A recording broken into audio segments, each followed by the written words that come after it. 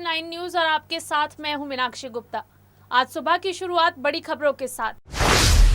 Plurals party की अध्यक्ष पुष्पम प्रिया का छलका दर्द, बोली मुझे कितना दुख है कोई अंदाजा नहीं लगा सकता। मेरे प्रत्याशियों के पास ना पैसा है और ना पावर, सिर्फ मैं हूं पुष्पम प्रिया।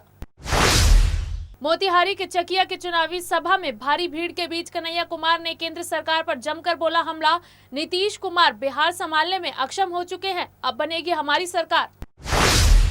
पुलवामा पर पाक ने कबूला अपना गुनाह। पूर्व आर्मी चीफ और मोदी सरकार में विदेश राज्य मंत्री वीके सिंह ने विपक्ष पर बोला हमला। कहा जनता को ऐसे लोगों को खुले में मारने चाहिए जूते। अयोध्या में भव्य दीपोत्सव की तैयारियां शुरू। दीपोत्सव को भव्य बनाने के लिए अवध यूनिवर्सिटी को दी गई है 5 लाख दीपक जलाने की जिम्मेदारी। दीपोत्सव के दौरान कोविड-19 महामारी को देखते हुए सरकार द्वारा जारी गाइडलाइन को फॉलो करने की भी पूरी तैयारी। दलित विरोधी बयान को लेकर विवाद में फंसी पहलवान बबीता फोगाट, SC/ST एक्ट में शिकायत दर्ज। National alliance for Dalit human rights के संयोजक एवं वकील रजत कलसन ने हांसी पुलिस के समक्ष दर्ज कराई शिकायत।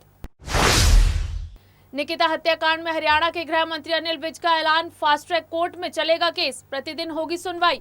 फरीदाबाद पुलिस को जल्द से जल्द चालान अदालत में पेश करने की दी गई है हिदायत। मलेशिया के पूर्व PM महातिर ने उगला जहर, कहा मुस्लिमों को लाखों फ्रांसीसियों को मारने का हक।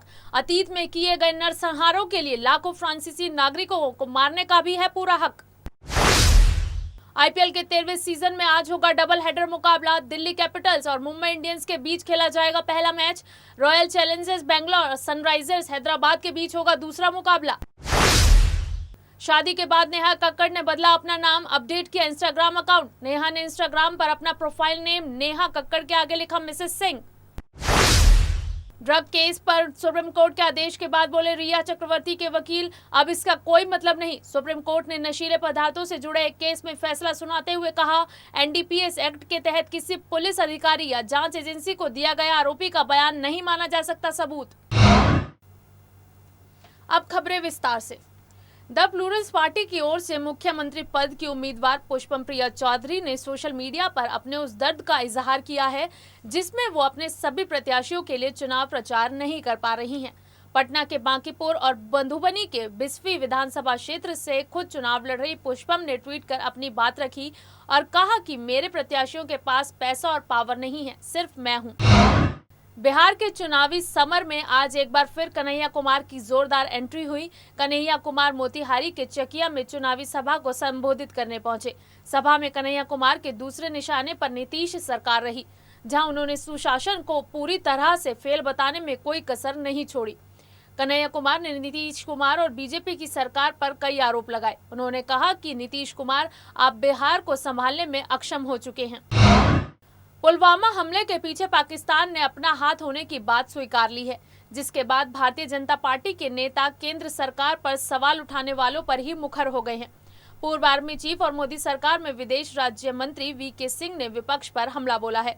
पाकिस्तान के कबूलनामे पर वीके सिंह ने कहा, ये कहना कि सरकार ने ही हमला कराया होगा और इसलिए इससे पहले भी इसी पार्टी ने एक भगवा आतंक की बात की थी, एक उसका बड़ा रूप बनाना चाहा। ऐसे लोगों के ऊपर जनता को भी यकीन नहीं करना चाहिए, बल्कि मैं तो ये कहूंगा कि इनको खुले में जूते लगाना चाहिए।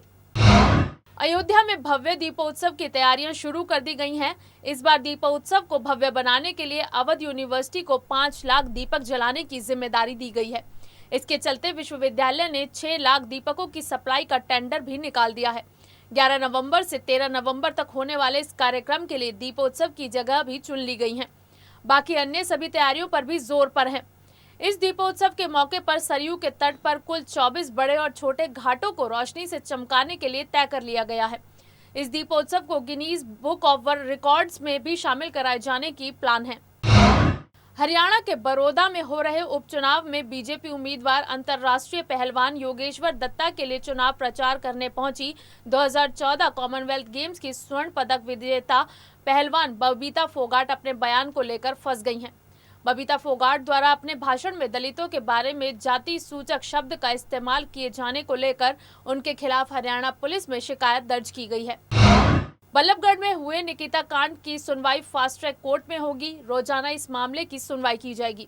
इस बात की जानकारी हरियाणा के गृह मंत्री अनिल विज ने दी। उन्होंने कहा कि मामले के आरोपी को जल्द सजा मिलेगी।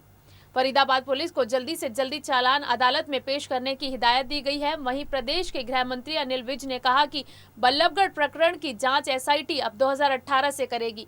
विज ने साफ करते हुए कहा कि बल्लभगढ़ की घटना कांग्रेस के दबाव में हुई है। आरोपी कांग्रेस नेताओं का रिश्तेदार है। कांग्रेस नेताओं के दबाव में ही 2018 में दर्ज करवाया गया मुकदमा परिजनों ने रद्द करवा दिया था। मलेशिया के पूर्व प्रधानमंत्री महातिर मोहम्मद ने फ्रांस में हुई घटना पर संवेदना व्यक्त करने के बजाय नीस आतंकी हमले का समर्थन किया है और कहा है कि मुस्लिमों को लाखों फ्रांसीसी नागरिकों को मारने का अधिकार है। नीस हमले का जिक्र किए बगैर महातिर ने दूसरों का सम्मान कीजिए नाम से लिखे अपने एक ब्लॉग पोस्ट में कहा है कि मुस्लिमों को गुस्सा करने का अधिकार है और अतीत में किए गए नरसंहारों के लिए लाखों फ्रांसीसी नागरिकों को मारने का भी पूरा हक है। लेकिन अभी तक मुस्लिम आंख के बदले आंख की ओर नहीं बढ़े हैं। मुस्लिम ऐसा नहीं करते, फ्रांस को भी ऐसा नहीं करना चाहिए।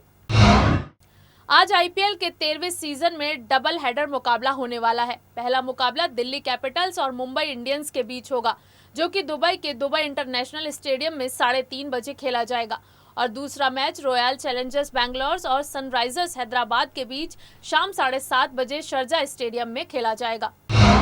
बॉलीवुड सिंगर नेहा कक्कड़ ने सोशल मीडिया पर अपने नए नाम का ऐलान कर दिया है। नेहा ने इंस्टाग्राम पर अपना प्रोफाइल नेम नेहा कक्कड़ के आगे मिसेस सिंह लिखा है। नेहा और रोहन प्रीत दोनों की जोड़ी को फैंस लगातार नई जिंदगी की शुरुआत के लिए शुभकामनाएं दे रहे हैं। बॉलीवुड एक्ट्रेस रिया चक्रवर्ती के वकील सतीश मानशिंदे ने दावा किया है कि ड्रग केस में सुप्रीम कोर्ट के फैसले का आधार खो चुका है। रिया चक्रवर्ती के वकील ने दावा किया है कि इसमें अब कोई दम नहीं है और ना ही अब इसका कोई मतलब है। गुरुवार को सुप्रीम कोर्ट ने नशीले पदार्थों से जुड़े केस में फैसला सुनाया और कहा कि एनडीपीएस एक्ट के तहत किसी पुलिस अधिकारी या जांच एजेंसी को दिया गया आरोपी का बयान सबूत नहीं माना जा सकता। साथ ही इसे आरोपी को दोषी ठहराने के लिए आधार नहीं बनाया जा सकता है। देश और दुनिया से जुड़ी तमाम ताजा अपडेट्स के लिए जुड़े रहिए SPN9 न्यूज के साथ। और अगर आपको हमारा ये वीडियो पसंद आया है तो इसे लाइक, शेयर एंड कमेंट जरूर कीजिए। और अगर अभी तक हमारे चैनल को सब्सक्राइब नहीं किया है तो जल्दी से सब्सक्राइब कर लीजिए।